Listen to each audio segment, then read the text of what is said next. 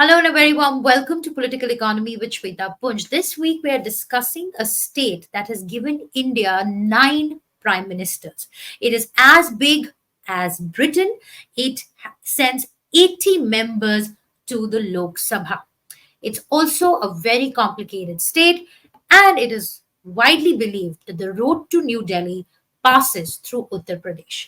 To understand what are the issues shaping this election in UP, I have with me Mr. Sharat Pradhan, who understands UP in and out. There are very few journalists who can claim to understand Uttar Pradesh the way Mr. Pradhan does, and he's recently traveled all across the state. So we are hoping to get some insights from you, Mr. Pradhan. What's it looking like? Is there? Let me just begin with the first question that's probably on everyone's minds. Right. There's so much being written, so much being reported. We've seen massive interviews, massive rallies being held in UP.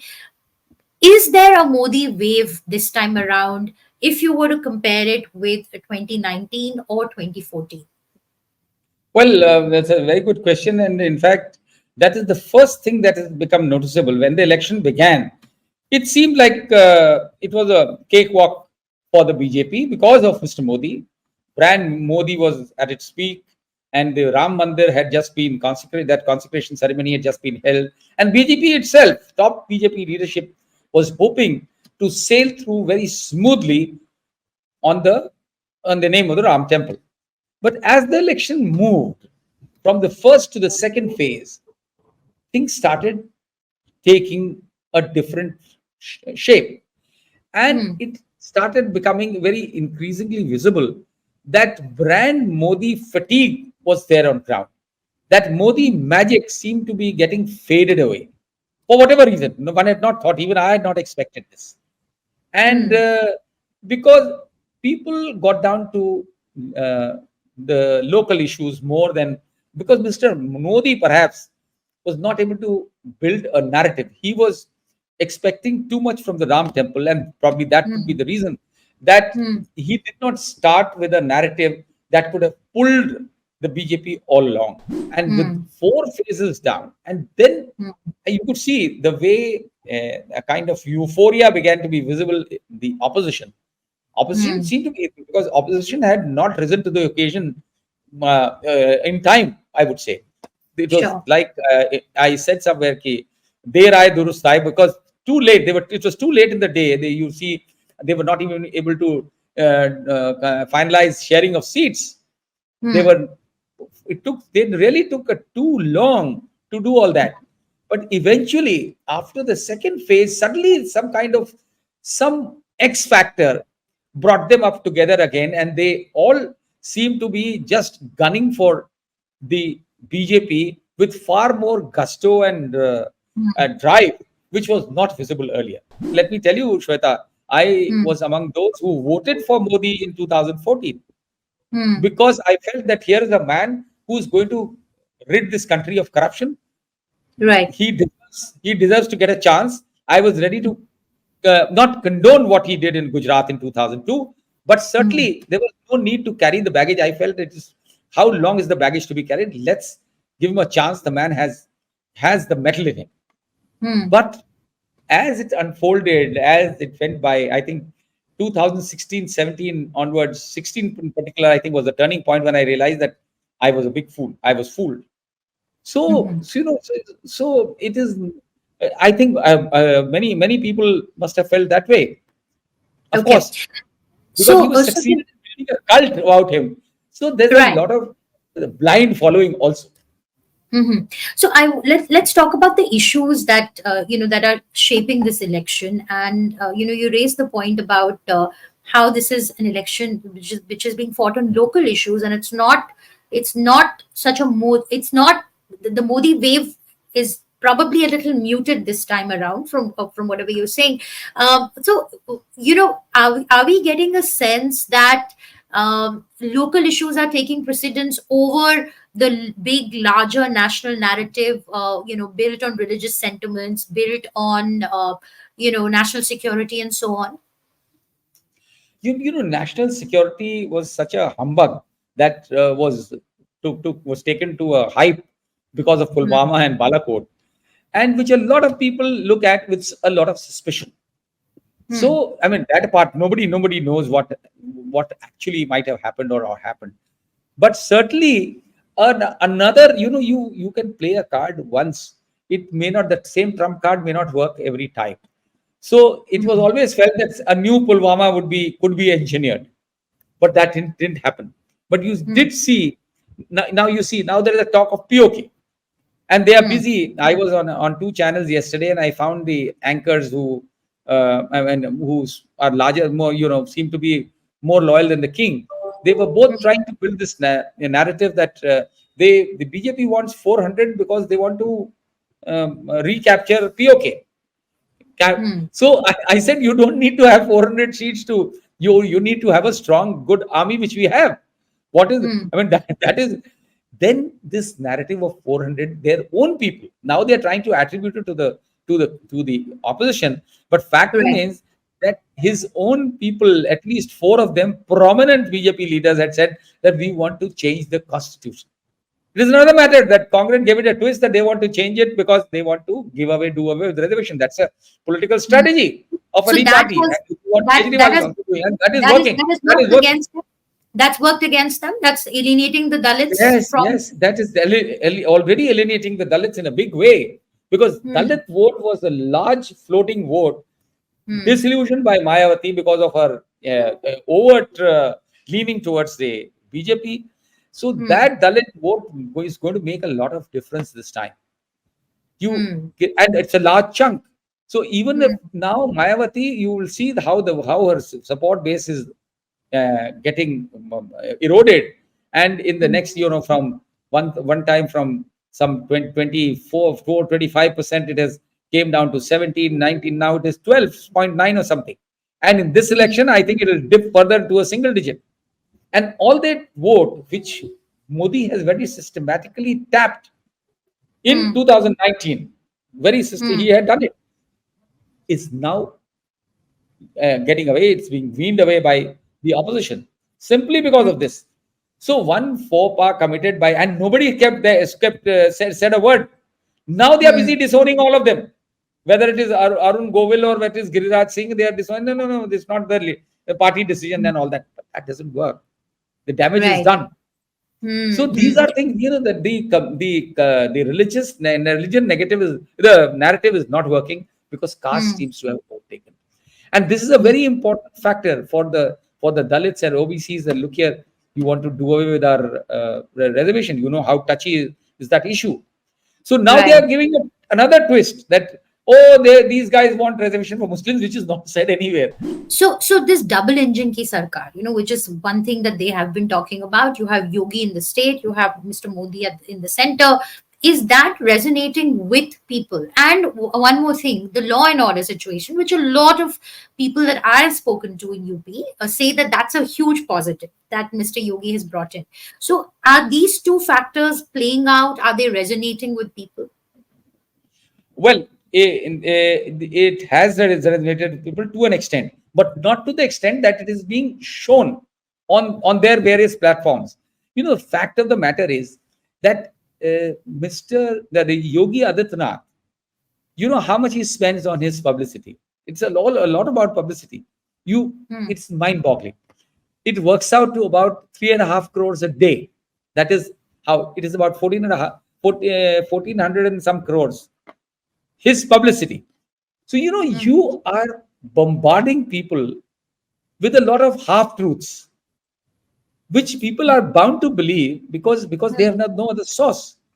And Hmm. this is what has led this impression to prevail that, oh, Hmm. wow, what a great law and order. Okay, so I want to talk about the different communities. You mentioned about the Dalit vote that is feeling a little alienated from the Modi government. How about the Jatav community and the other? It's a melting pot of different castes and Yeah. communities. How do you see that playing out in the voting pattern and voting behavior? Well, Jatavs form about 9% of the Hmm. 22% of the Dalit vote. Continue to remain with Mayawati, and they would do anything for her. But Okay. the non-Jatavs are in a larger number. Hmm. Though I am told by some insiders that a small section of the Jatavs have also now seem to be drifting away from Mayawati because they can see that she is not doing anything for them. Hmm. And she has further, made people to believe that she's become an agent of the BJP when she sacked her own nephew Akash Anand, whom she had, coronated with so much fanfare that he is going to be her successor and all that. And Right. overnight, simply because he blasted the BJP, the poor fellow probably didn't know that Benji didn't want that. And Hmm. the message that has gone down with the Dalit community is कि अरे वो तो the BJP walas are pressurizing her to do it, and because of all her wealth, because for her, as they say, she is more interested in dollar than the Dalits, and she has made it aptly evident. Hmm. So that the Jatav, a small section, a large section of the Jatav vote will continue Hmm. to be with her, and that will be the. But I wonder if Mayawati will be able to pull through more than one seat. Hmm. Okay. I want to talk about Amethi and Raebareli. Ah. Again, we saw a heated contest in Amethi in 2019, in 2014, and now with we have a Congress representative in Amethi. Mr. Rahul Gandhi did not chose not to contest from Amethi. How do you see that playing out? Well, initially, the first the message came, I was quite nonplussed. Or how come?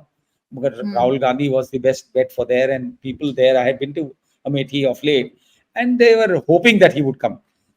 But then, on second thought, I realized that this was a very smart move. By Rahul Gandhi not contesting from there has taken away the sheen from this contest.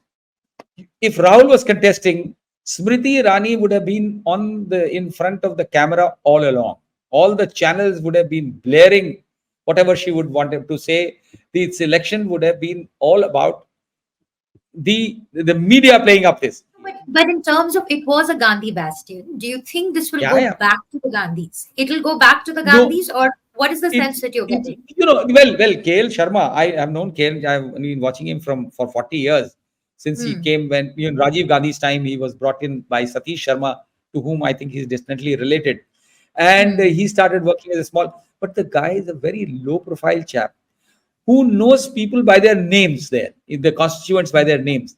And mind you, Hmm. when he was a kind of a constituency manager, the local people, whatever they wanted with their local, their needs, their problems, they were all handled by this guy. Of course, he's Hmm. not a match to Smriti Irani's profile. Hmm.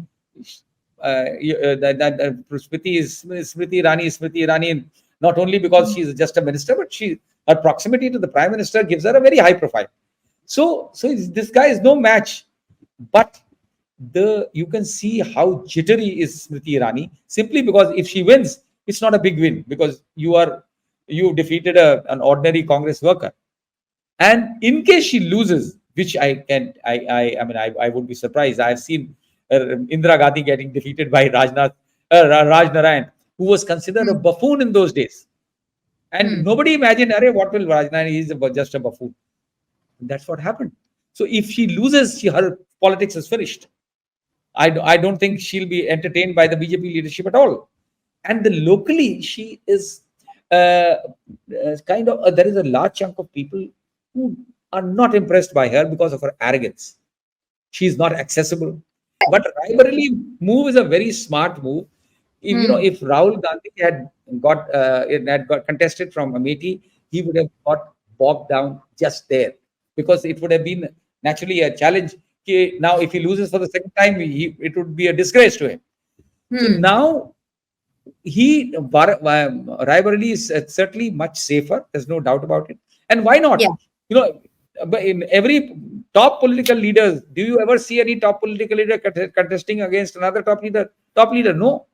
Mr. Modi will not go and contest from Wayanad. So why should and Rahul Gandhi will not go and contest from Varanasi. So everybody looks for a safe place where the smooth is sail, sail is smooth, and at the same time he has enough time at hand to campaign in the rest of the country, which he is doing. And he's one chap who's taking the bull by its horn. So Hmm. it and the Dinesh Singh is not a is no not a patch. So and Dinesh Singh has his own problems with local people also. He's the Raja Saab and not So, accessible to the people. so just to come back to the point, so this a contest between the contesting candidate and, between contesting candidates, or is this a Modi election? That's, in UP, how is it playing out? Is it, are people voting for Prime Minister Modi, or are they voting for, say, a Smriti Irani? Are they voting for a Rahul Gandhi? How are they is this a Modi election in Uttar Pradesh? No, I would say that partly yes and partly no. There Hmm. are areas, and like for instance, in case of Smriti Rani, it will get limited to Smriti versus Kishore Lal Sharma election. Right. But yes, there are many pockets where it is a Modi election, and Modi Hmm. is in the candidate may not be of any consequence, Hmm. but it is the Modi election. Hmm. But it is not a pan UP. That's not the pan UP state. That is not Okay. happening like that. All over Which it is is just Modi. unlike what But it okay, was in Modi. 2019. It was Was it? absolutely unlike 2014 and 19. Well, it's certainly not like 19, and that is why I Hmm. say that there is reason to believe that their numbers are coming down from 2019. Hmm. And what are your projections? Well, I'm not a psephologist, but on a rough estimate, they are looking at various constituencies, and then like Western UP is was where the election started, and that Right. is where right from the beginning it was felt that BJP is on a sticky wicket. In Hmm. the second round, again they didn't seem to recover that, and third Hmm. round it became worse. And Eastern UP, let me tell you, there'll be a lot of places where the opposition is pretty strong and giving BJP a run for the money. So it is not 2019 where you just Hmm. sweep. And mind you, Hmm. if between 14 and 19, they had a fall of 10 seats. They had Right. 72 in Hmm. 2014. 20, It came down to 62. 2014. Yeah. And so it's, somewhere it seems that the law of diminishing returns has set in. Hmm. So, but you're not giving us any numbers here. Well, I wouldn't like to. I'm not a political Okay. pundit. Fair enough. Fair enough. So in Eastern UP, you said that the BJP could be in for a tough fight. Any specific constituencies that you think would Well, be I think specifically? it's Azamgarh, Hmm. Khosi, Hmm. this even Jaunpur and Hmm. Ghazipur. Ghazipur, of course, going to be tough. And Hmm. these are all. And the irony is that all these places are closer to Ayodhya. And Yeah. if Hmm. the Ayodhya ripple effect is not visible in these places and ultimately not able to give BJP a huge edge, then you can Hmm. imagine what is happening in the distant corners of Western UP or the southern UP, that is Bundelkhand, or even for that Hmm. matter Central UP. Yes, the mandir has its impact, but Hmm. not at the scale at which BJP expected it to be, and not at Hmm. that scale where even somebody like me had thought that it would happen. It's Sure, not. sure. So, so there were two expectations from the UP election, Mandir and Mahila. So I want to talk about the women vote as well. A whole host of schemes have been designed from across political parties targeting women. You're talking about free ration, gas cylinders, toilets, everything. So are women going to vote differently from the male members of their house? Has their life become better, and could women be the the important, the crucial factor that really pushes BJP's count in the state? Well said, Shweta. Yes, women do because as particularly the ration. It's not the cylinder because cylinder they're not able to refill the cylinders. That's a big problem because they don't have Okay. the money. The cylinder prices have gone up so much, and the government has Hmm. done nothing about it. So, but the ration is a very labharti, as they call it in Hindi here. The Hmm. beneficiaries of the ration are Hmm. really impressed, and they Hmm. and they and Modi and his government has done left no stone unturned to repeatedly drive home the point that this is given by Modi. The bags with the ration bags have picture of Modi right there. And of course, Yogi with his with his own aspirations, he added to that, and he has his bag has his picture also along with that of Modi. So that is something which is working. But at the same time, there are people, there may be a large chunk of women, yes, but there are, you find when you go to the villages, you find they show you their cylinders which they are using it as some kind of a, they put a plank on a wooden plank and use it as a table because they can't fill the cylinders. They are back to the chulas. Okay. But there are other things also like electricity. Hmm. Now, Pani, this Jal Shakti Hmm. has in UP. There's a lot of publicity about Jal Shakti. Everybody houses. Yes, the taps are there, but there's not water is not there everywhere. There's a high level of corruption in the Jal Shakti mission, about which Okay.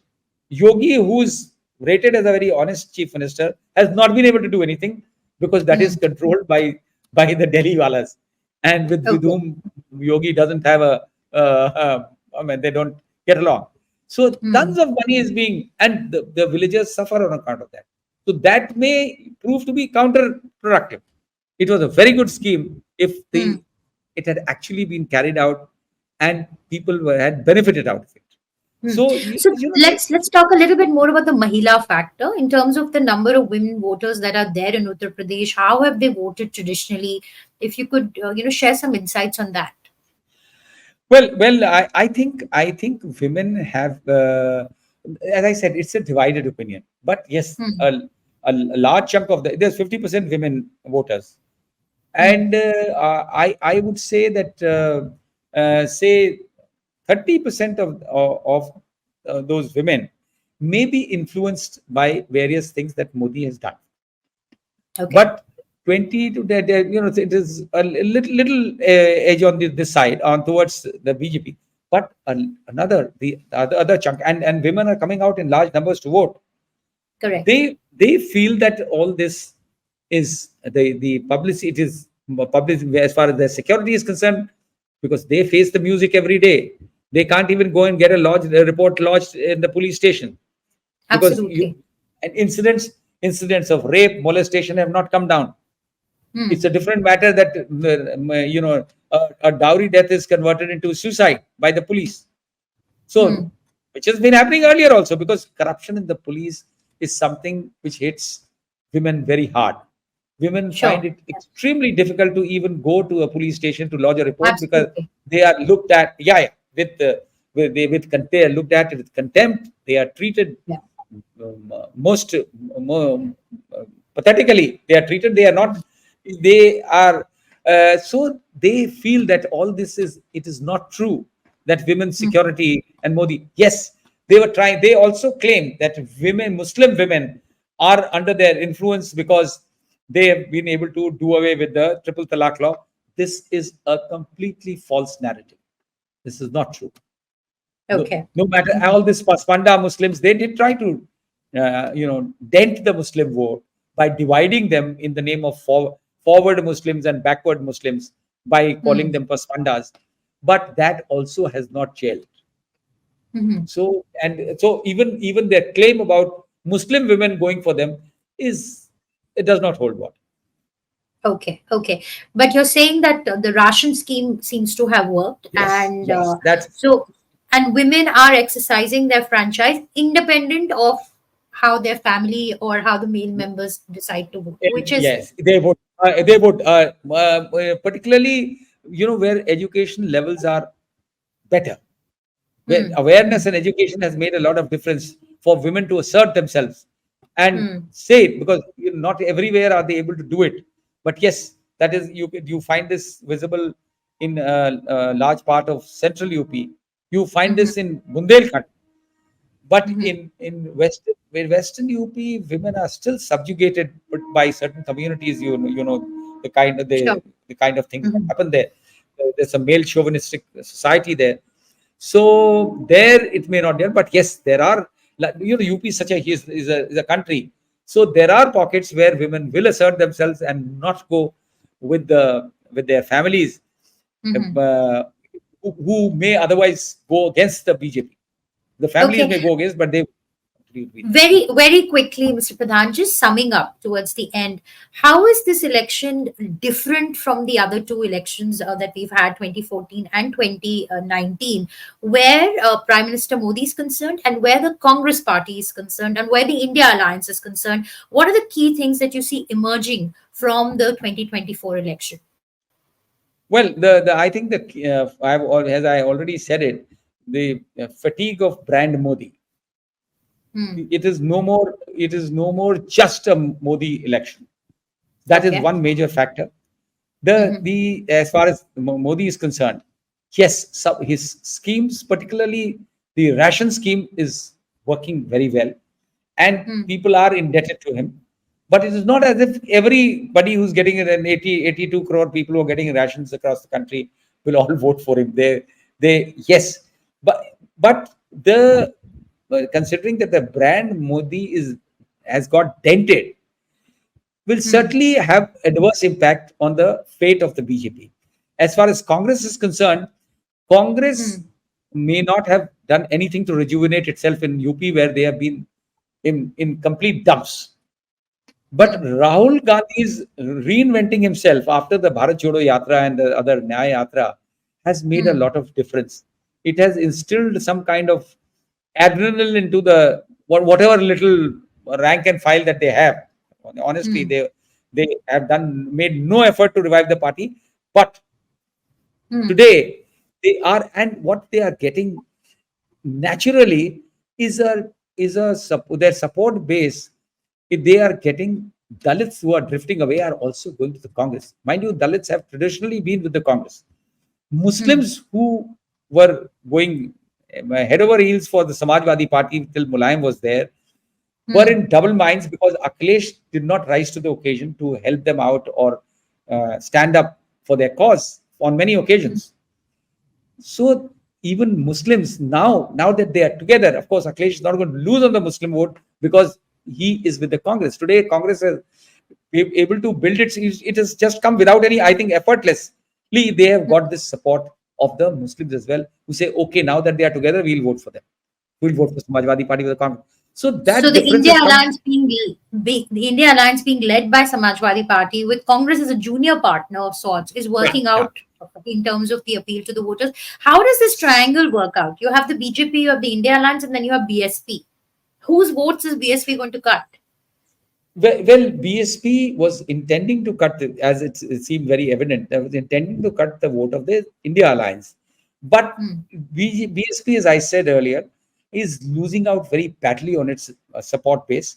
And you will find, and that is simply because Mayawati decided to, initially, for 2 years, she was nowhere.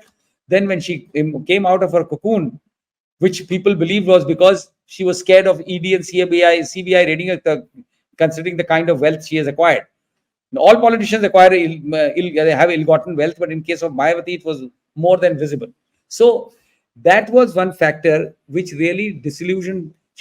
Her statements. Mind you, I must mention that her statements in the past 2 years were clearly directed against the India Alliance and the Congress and Samajwadi Party than against the BJP.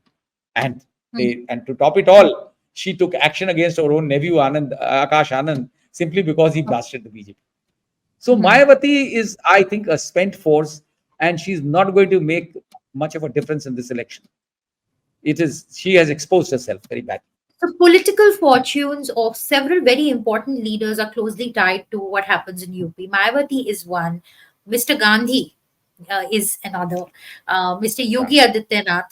How do you see their political trajectories playing out? And this is my final question, and then we'll end this I, conversation. But UP is such an interesting state. There's so many angles there's so to much this to talk story. on. There's so much to talk about. So, how do you see that playing out? How do you see political fortunes of these key important players in the UP elections right now play out going forward post June 4th?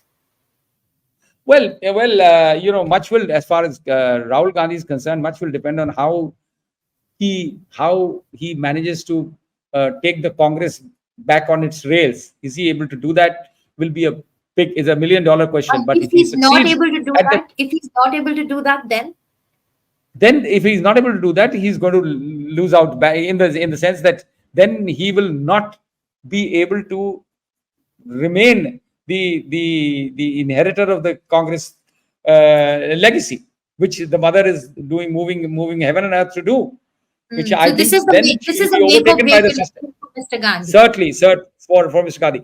As far as Yogi Adityanath is concerned, there's a lot of controversy, considering what Kejriwal has said the other day, that he would be shunted away if Modi gets 400 seats or what.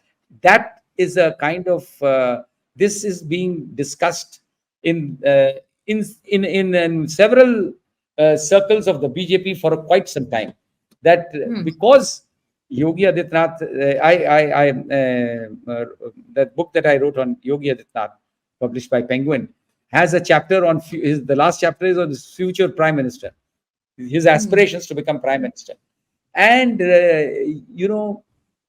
this is all been on the cards that Modi for certainly would prefer an Amit Shah to because when Amit Shah is his blue-eyed boy, he's the guy who is Modi's shadow, like remains like Modi's shadow, and certainly if at all he wants to hand over the reins, which I doubt in his lifetime. I don't think he's not the types who would like. Then it will be and Yogi could become a major hurdle in Amit Shah's path, because Yogi certainly has a much larger profile, more popular profile than Amit Shah as a Hindutva icon. So I mean, the only way that he could be kept out of the way is like induct him into the union cabinet. You can a UP chief minister commands far more Power and cloud. authority, far more Yeah. clout than a central minister. So this is still being debated in many circles, whether if Yogi, what would he do? Would he go? Would he agree, or would he defy? I don't think he will be able to defy if that decision is taken, because Modi has done it with Vasundhara Raje Scindia in Rajasthan, with Yeah. Shivraj Singh Chauhan, and both of them were certainly bigger leaders, more popular leaders than Yogi Adityanath. So there's lots that can happen, but that will depend on how many seats Modi is able to cobble up at the end of the day. So the number of seats that the BJP gets in UP, will it be a reflection on Prime Minister Modi, or will it be a reflection on Mr. Yogi Adityanath? No, it will certainly be a reflection on Mr. Modi. And Mr. Modi. Yogi is not not as much involved in the scheme of things, and the vote is being asked in the name of Modi only. So it will be a reflection on his popularity, his clout. Okay, thank you so much, Mr. Pradhan, for that very insightful conversation. Of course, we'll have you back on Money Control on the 4th of June. We're going to take some time with you on that. And let's just hope that may the best party win. And Indian elections are very interesting for journalists. And this time, even for the world, if you look at the way the stock markets are reacting, Yeah, it's just an interesting yeah, time. it And is. Yeah. yeah. Makes sense. All right. Thank you so much, Shweta. It's a pleasure to have been with you. Bye-bye. Lovely talking to you too, sir. Thank you so much. And with that, it's a wrap here from all of us at Money Control on how will UP vote. We do hope that we offered you some insights into the voting pattern of Uttar Pradesh, the big leaders that could emerge or that could fail after numbers come out from UP. Thanks so much for tuning in, and thanks so much for watching. We'll, of course, keep coming back with more right here on Money Control.